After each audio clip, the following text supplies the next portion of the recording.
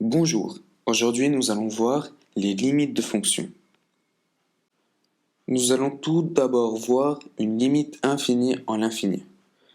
Nous avons une fonction f de x. Avec plus x augmente, plus f de x augmente. Donc la limite de f de x lorsque x tend vers l'infini est plus infini. Soit toutes les valeurs de f de x pour x assez grand sont inclus ou appartiennent à l'intervalle de la forme avec a appartient à r. Et d'une autre façon, nous avons la limite de f de x lorsque x tend vers plus infini qui est égale à moins infini lorsque plus la valeur de x augmente, plus la valeur de f de x diminue. C'est-à-dire que toutes les valeurs de f de x pour x assez grand sont dans l'intervalle ou appartiennent à l'intervalle moins infini a exclu avec a appartient à r. Et on peut utiliser de même façon ces deux définitions avec moins infini lorsque x diminue et aussi de même en bas. Aussi, il faut noter qu'une fonction qui tend vers plus infini, lorsque x tend vers plus infini, n'est pas nécessairement croissante. Donc si on revient en arrière, cette fonction n'est pas nécessairement croissante. Car en effet, nous pouvons avoir une fonction de cette allure. Elle tend vers plus infini lorsque x tend vers plus infini, mais elle n'est pas croissante. Maintenant, nous allons voir les limites finies en l'infini. Donc, soit L, un réel. On dit qu'une fonction f admet pour limite L, donc la limite f de x égale L lorsque x tend vers plus infini.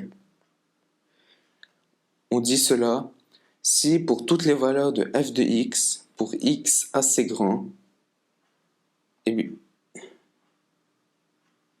si toutes les valeurs de f de x pour x assez grand appartiennent à l'intervalle L-A, L plus A.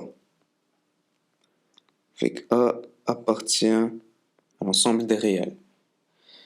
Et de même façon, on peut faire de même pour x tend vers moins infini, si c'est le cas. Et si on représente ça graphiquement, nous pouvons avoir une fonction de cette allure qui tend vers une valeur entre L plus A, L moins A. Et ici la limite L. Et donc la ligne qu'on a tracée auparavant, ici, se nomme une asymptote horizontale. L'asymptote horizontale, c'est une droite d'équation y égale L. Et on dit qu'elle est asymptote horizontale à la courbe représentative de la fonction, en plus infini ou en moins infini. Nous avons des limites de fonctions de référence. Donc pour la fonction f de x égale à x, la limite en moins infini est moins infini, et en plus infini est plus infini. Pour f de x égale à x avec 2p, pour p entier naturel non nul, donc quand on dit 2p c'est un nombre pair, alors la limite en moins infini est plus infini, la limite en plus infini est plus infini. Lorsqu'il s'agit d'un nombre impair, donc 2p plus 1, alors en moins infini, la limite de la fonction est moins infinie, et en plus infini, la limite de la fonction est plus infinie. Parce qu'on a l'inverse, 1 sur x, la limite en moins infini, 0 moins, c'est-à-dire que la fonction tend vers 0 avec x inférieur à 0 et en plus infini 0 plus, c'est-à-dire avec les valeurs de x supérieures à 0. Lorsqu'on a 1 sur x puissance 2p, 2p étant un nombre pair, alors en moins infini, la fonction tend vers 0 plus, et en plus infini, elle tend également 0 plus. Et pour un nombre impair, alors la fonction tend en 0 moins pour moins infini et 0 plus pour plus infini. Maintenant pour la fonction racine carrée, eh bien en moins infini, elle n'a pas de limite puisque la fonction racine carrée est définie sur l'ensemble des réels positifs et non nuls dans notre cas. Et en plus infini, elle tend vers plus infini. Enfin, nous avons deux fonctions restantes. Pour la fonction exponentielle, pour x tend vers moins infini, cette fonction tend vers 0 plus avec x toujours supérieur à 0 donc. En plus infini, elle tend vers plus infini. Et pour la fonction logarithme népérien, eh bien en moins infini, elle n'a pas de limite puisque la fonction est définie sur r plus étoile et en plus infini, elle tend vers plus infini. Maintenant, nous allons voir une limite finie en un réel. Soit A, un réel, et L, un autre réel, avec f, une fonction définie sur un intervalle qui contient A. On dit que f de x, donc f admet une limite lorsque x tend vers A qui est égale à un réel L, lorsque toutes les valeurs f de x pour x assez proche de A appartiennent à l'ensemble, avec A appartient à l'ensemble des réels. Et nous avons aussi des limites infinies en un réel. Donc, limite lorsque x tend vers A de f de x égale à plus ou moins infini. Donc si c'est plus infini, ça veut dire que toutes les valeurs f de x pour x assez proche de A appartiennent à l'intervalle avec A un réel. Et pour moins infini, nous avons l'intervalle moins infini A. On doit parfois distinguer une limite à une droite d'une limite à gauche.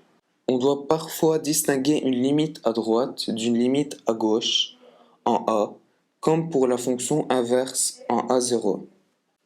Si x tend vers 0 avec x supérieur à 0, alors on note, et dans le cas de la fonction inverse, il s'agit de plus infini, x tend vers 0 moins de la fonction inverse, alors sa limite est moins infinie.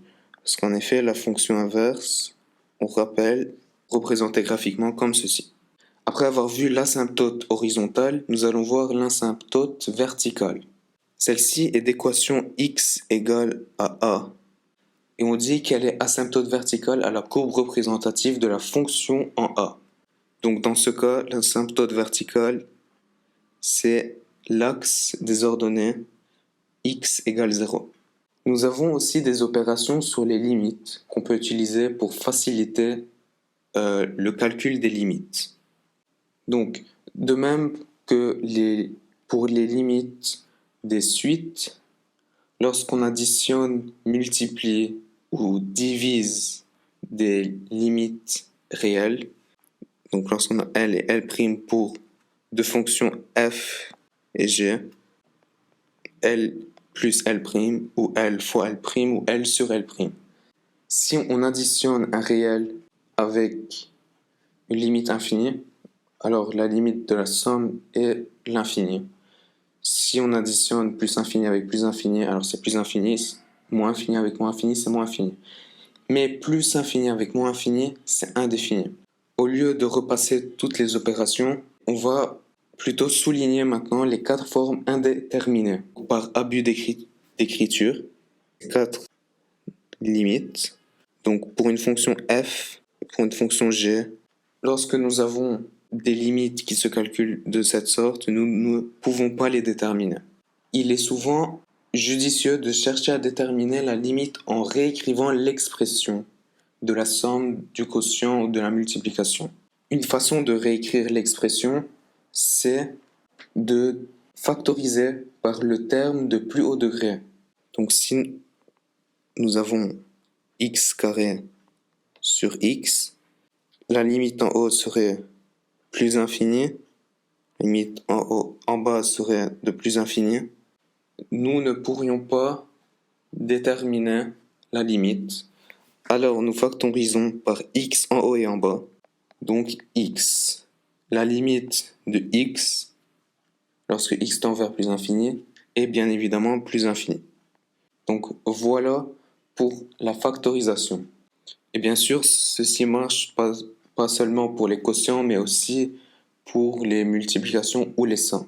Nous allons aussi voir comment calculer la limite de la composée de deux fonctions. Donc, on va dire soit u et v deux fonctions, et f la composée de u suivi de v.